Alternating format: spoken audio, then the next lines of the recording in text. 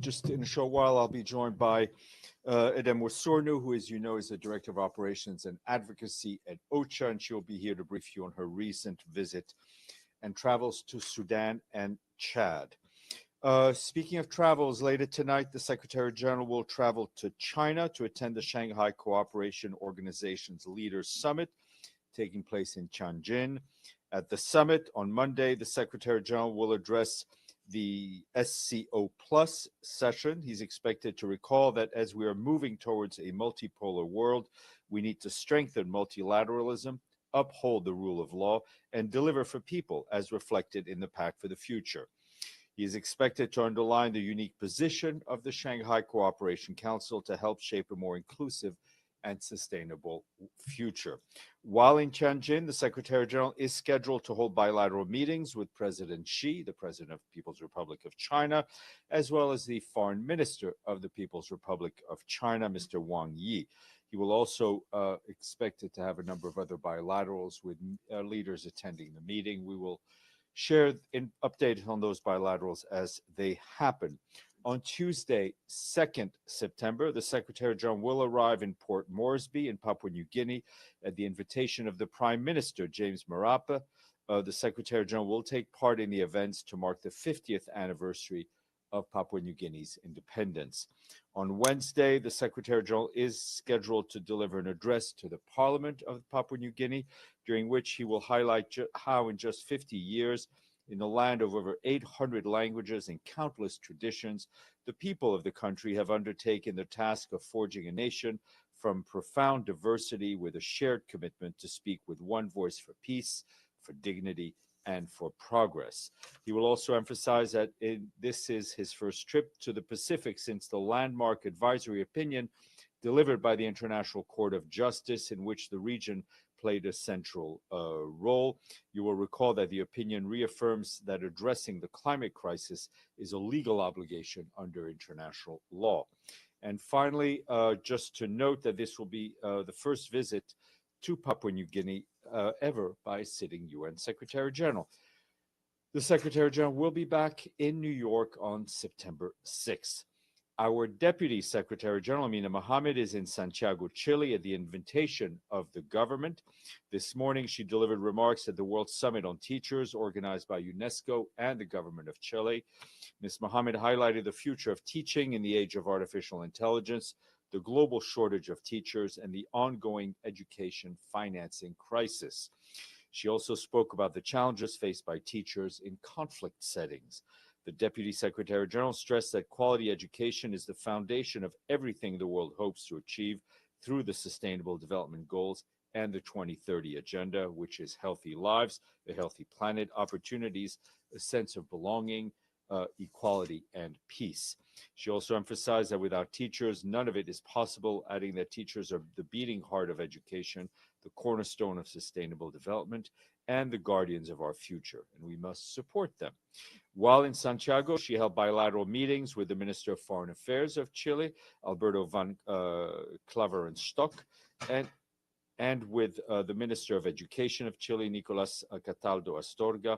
She also met with the UN country team, as well as youth and civil society representatives, listening to their perspectives and their priorities, their challenges, and opportunities around sustainable development, human rights, and partnerships. Ms. Mohammed will be back in New York City tomorrow. In remarks delivered to you this morning, the Secretary General said that Israel's initial steps to military takeover of Gaza signals a new and dangerous phase. Expanded military operations in Gaza City will have a devastating consequences, he warned. Mr. Guterres said the level of death and destruction in Gaza are without parallel in recent times. Famine is no longer a looming possibility. It is a present-day catastrophe, he added. The Secretary General also said that starvation of the civilian population must never be used as a method of warfare. And turning to the situation actually on the ground as we speak in Gaza, our humanitarian colleagues are deeply concerned about the risk of the looming Israeli offensive on additional parts of Gaza City. Some neighborhoods have already been seen deadly attacks in recent days. Our humanitarian colleagues said the impact of a full-blown offensive will be beyond catastrophic, not only for those in the city, but for the entire Gaza Strip. Our colleagues tracking population movements report that about 1,300 people fled from northern to southern Gaza yesterday and today. That brings the total number of north-south movement since August 14th, which was the day the offensive, the plan for the offensive was announced. That brings that number up to 20,000. Displacement is also happening within the north itself. Altogether, since the 14th, 60,000 displacement originating from Gaza City have been recorded. Across the Strip, hundreds of thousands of families continue to live in overcrowded, undignified, and unsafe conditions at displacement sites. Today, the World Food Programme's executive director, Cindy McCain, called for faster approvals to move supplies into and within Gaza, as well as for safety for people to reach aid, for humanitarian workers to reach those who need support. And Ms. McCain also made the statement after visiting the Gaza Strip, where she saw the destruction and desperation firsthand. With famine now confirmed in Gaza, Ms. McCain called for the right conditions to be put in place so WFP can reinstate its vast network of 200 food distribution points, community kitchens, and bakeries. She visited a nutrition clinic that's keeping children alive and spoke to displaced mothers who described their daily struggle to survive, often searching for scraps of food, but finding nothing. As WFP noted, there's been a moderate increase in the amount of humanitarian and commercial goods entering the Gaza Strip, but this is still far below what's needed to support 2 million people, many of them in extreme hunger. On a positive note, yesterday, for the first time since March, the Food and Agricultural Organization was able to provide vital animal feed to herders in Deir al-Balah. They announced that 200 herders received 200 kilogram sacks each, a crucial step to protect livestock and help curb the spread of famine. Meanwhile, OCHA says delays and impediments of humanitarian movements in Gaza continue, with movements that are approved by Israeli authorities still taking hours to complete. Teams have been left waiting on roads, often in dangerous, congested, or impassable roads. Between last Wednesday and this Tuesday, out of 89 attempts to coordinate movements with Israeli authorities across the Strip, only 59% were facilitated. Another 26% were initially approved but then impeded on the ground. 8% were denied outright, and 7% had to be withdrawn by the organizers. Among the 23 impeded movements, 5 were fully accomplished, including to collect supplies from crossings and medically evacuate patients. The remaining 18 missions were not fully accomplished. And like all of you, we've just seen the Security Council adopt unanimously a new resolution that extends for a final mandate for a final time the mandate of our peacekeeping force in southern Lebanon, UNIFIL, as it was set up in Resolution 1701 from 2006. And that mandate was extended until 31 December 2026.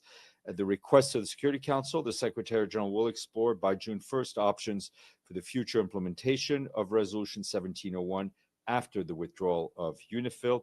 Acknowledging the changed situation on the ground and as requested by the Security Council, UNIFIL will continue to conduct its operations in support of the implementation by the parties of 1701 until the end of its mandate.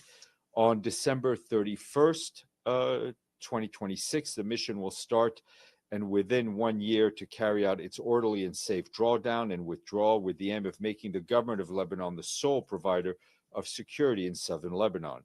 UNIFIL's liquidation will begin after the conclusion of the drawdown and withdrawal phase. And I can confirm to you that we will cooperate closely, obviously, with the government of Israel, the government of Lebanon, to ensure safe and orderly transition in our area of operations. The UN Department of Peace Operations will also closely engage with troop contributing countries to coordinate UNIFIL's upcoming withdrawal.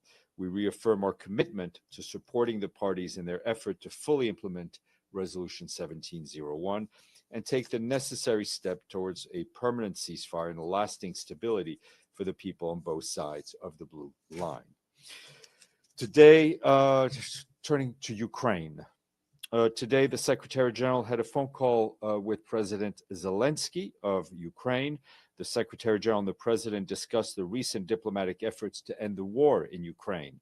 The Secretary General stressed the importance of sustaining the diplomatic momentum and reaffirmed the United Nations' principal position in support of a full, immediate, and unconditional ceasefire as a first step towards a just, comprehensive, and sustainable peace for Ukraine, in line with the United Nations Charter, international law, and relevant resolutions of the United Nations. The Secretary General further reaffirmed the commitment of the UN to continue to address Ukraine's humanitarian needs on the ground and support recovery and reconstruction efforts. And you will have seen that earlier this morning, we issued a statement in which the Secretary General condemned the overnight missile and drone attack by the Russian Federation on Ukrainian cities, which killed and injured many civilians, including children. The Secretary General stressed that attacks against civilians and infrastructure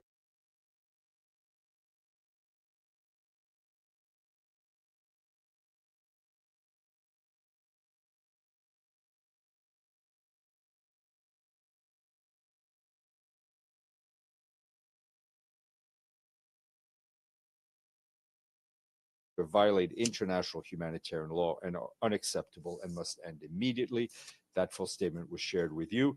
And on the ground, Matthias Schmale, our humanitarian coordinator and resident coordinator for Ukraine, also condemned the attacks, stressing that they highlight the constant danger facing civilians in Kyiv and cities across Ukraine. I also have some details about the situation on the ground from our team there. They tell us at least 15 people were killed and 40 injured in the overnight attacks by the Russian Federation. That's on Kyiv alone. According to authorities, the strikes destroyed a 5-story building, damaged more than 100 residential buildings, a kindergarten, shopping center, media offices, and the premises of humanitarian organizations, and also damaged the office of the EU delegation and the British Council. The Ukraine Railroad also reported damage to its facilities and intercity trains. Humanitarians and local authorities responded immediately. Humanitarian organizations provided psychosocial support and beginning registering impacted families for cash assistance, while local authorities arranged temporary shelter for people who lost their homes. Meanwhile, hostilities in frontline regions continue. Local authorities report to us that 6 people were killed and dozens injured yesterday and today. Damage to civilian infrastructure was also reported in the regions of Kherson, Donetsk, Chernihiv, Kharkiv, Zaporizhzhia, and Dnipro. In the regions of Vinnytsia, authorities also reported that strikes on energy infrastructure left 60,000 households without electricity across 30 towns and villages. This follows earlier attacks on energy facilities in 6 regions, heightening the concerns ahead of winter. And in Donetsk, nearly 200 people, including 50 children, were evacuated over the past days due to escalating fighting. A number of you this morning have asked me about the letter sent from France, Germany, and the United Kingdom to the President of the Security Council in accordance to Resolution 2231. I can tell you that the Secretary General is aware that today the Security Council received this joint letter from those 3 countries. The Secretary General urges the JCPOA participants and the Security Council to continue negotiations to find a diplomatic solution that ensures the peaceful nature of the Iranian nuclear program and brings about economic benefits to the people of Iran. In the next 30 days, there is a window of opportunity to avoid any further escalation and find a way forward that serves peace. The Secretary General welcomes any efforts to that end. He also underscores the imperative to exert all efforts to prevent a renewed military conflict and calls for prioritizing dialogue to address concerns related to Iran's nuclear program and broader regional security. And this morning, if you can remember that far, the Secretary General also briefed the Council on Haiti, most specifically on the humanitarian situation. The people of Haiti, he said, are in a perfect storm of suffering, as he reminded Council members that the country remains shamefully overlooked and woefully underfunded. Turning to the plight of children, he said that children are bearing the brunt of this crisis. They are abducted, they are killed, they are recruited, and they are used and subjected to horrific sexual violence. These are crimes that scar bodies, minds, and futures, Mr. Guterres told the Council. On the political situation, he noted the emerging signals of hope and urged Council members to act without delay and authorize an international force supported by the UN through logistical and operational backing and predictable financing. Voluntary contributions to the Multinational Security Support Trust Fund remain essential, but assessed support would ensure impact and sustainability, he said. Catherine Russell, the executive director of UNICEF, also briefed and said one of the defining features of the crisis is a rampant rights violations against children. She asked those sitting around the table in the Security Council to use all available leverage to protect children, to demand that all armed groups and end attacks on schools and hospitals, immediately release children from their ranks, and allow secure, unimpeded access for humanitarian workers to safely reach communities. And she called on donors to show solidarity with the Haitian people and contribute to the funding appeal. And as you will recall, Haiti is the least funded of all of our humanitarian appeals. Also, just to announce that the SG welcomes, the Secretary General welcomed today 2 new advocates for the Sustainable Development Goals. Masai Ujiri, co-founder of Giants of Africa and the former vice chairman and president of the Toronto Raptors of the National Basketball Association. And he also appointed Munima Mazzari, an award-winning advocate for disability rights, inclusion, and gender equality. Mr. Ujiri uses basketball as a transformative tool to create opportunities for youth across Africa and beyond. And Ms. Mazzari uses her voice and platform to champion marginalized communities. Our advocates for the SDGs are influential leaders who support the Secretary General in raising global ambition and action to achieve the SDGs. The group is chaired by Prime Minister Mia Mottley of Barbados. That's it. Gabriel. Thank you, Steph. On the JCPOA, you know we have this 30-day window, as you alluded to. We all know what happens at the end of September here. Is the Secretary General thinking, what's his thinking in terms of perhaps convening some diplomacy under his good offices when all the world leaders are here before that 30-day deadline kicks in? I'm sure this will be an issue raised in a number of bilaterals that the Secretary General will have. Decision now is up to Security Council member, but I think, as I've just stated, there is that window, right? And we hope that all JCPOA participants will use that window to avoid any further escalation. And on UNIFIL, if I may, we've all read the resolution, so I'm not going to ask specifically about that, but what is the SG's thinking in terms of 2027? Is that the wind down period for the entire year, or how does he view that year? Yeah, I mean, it goes, the mandate will end at the end of 2026. Then there is a withdrawal period and then a liquidation period. I mean, it's sort of standard operating procedure. We saw it with our mission in Mali. That being said, he will present very soon options to the council on how to continue to implement 1701. I mean, UNIFIL is a key element at this moment in the implementation of 1701. And as we tell you every day, almost every day, there's progress being made, right? I mean, the weapons caches, there's been stability, more or less, but more than less, along the blue lines since November ceasefire was agreed upon. Deji. Also on UNIFIL, today in the Security Council chamber, we heard some member states, they said that some of the mandates of UNIFIL haven't yet to be met, has been failed to meet. And also Israeli government obviously criticized UNIFIL, also failing of, disarm Hezbollah. So I just sort of want to know, what is the Secretary General's reaction on this? Well, the best way for UNIFIL to fulfill its mandate is for all parties in the conflict to allow it to fulfill its mandate. But sorry, this Monday I asked you that Secretary General has a strong preference of NATO and the operation, but you said it's in the wise hands of the members of the Security Council to decide. What does he think about this result? Well, I mean, listen, the council. This is the organization that he runs, right? The Security Council creates and decreates peacekeeping missions. They've taken a decision, but let's look on the more positive side, that there is an extension until the end of 2026.